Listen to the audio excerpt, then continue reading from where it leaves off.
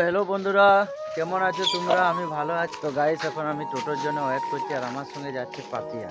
আজকে আমি মোটরসাইকেলে যাব নাই, টোটোতে যাব, তাই টোটোর জন্য ওয়েট করছি। এখানে বসে আছি আমি আমাদের ঘরের সামনে। তো গাইস, আমরা এখন এই নন্দীগ্রাম পেরিয়ে যাচ্ছি। তো বন্ধুরা, নন্দীগ্রাম বলতে মেদিনীপুর নন্দীগ্রাম নয়, এটা হচ্ছে বাঁকুড়া নন্দীগ্রাম, রাজগ্রামের পাশেই। আর দেখতে পাচ্ছ বন্ধুরা, এই সামনে দ্বারকেশ্বর নদী। তো আমি মোটরসাইকেলে যাচ্ছি এখন। আর এবারে আমি কৃষ্ণনগরে পৌঁছালাম। এই যে কৃষ্ণনগর, এইটা জায়গাটার নাম। আর এই জায়গাগুলো দেখতে পাচ্ছ, আগে খুব ফাঁকা ছিল, এখন বাড়ি হয়ে যাচ্ছে।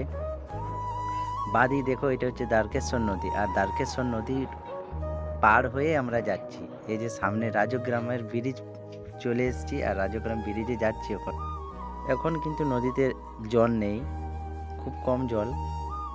তো বন্ধুরা, গ্রীষ্মকালের সময় অনেক অসুবিধা হয় জলের। তো এই জল আসে মুকুটমণিপুরের ড্যামের থেকে, জল আসে গ্রীষ্মকালের সময়।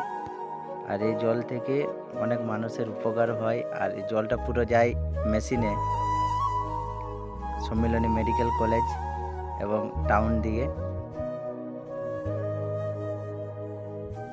সামনে চলে এলাম লোকপুর আলোলিকা, এটা চোখের হসপিটাল। তো বন্ধুরা, ভিডিওটা এ পর্যন্ত। ভালো থেকো।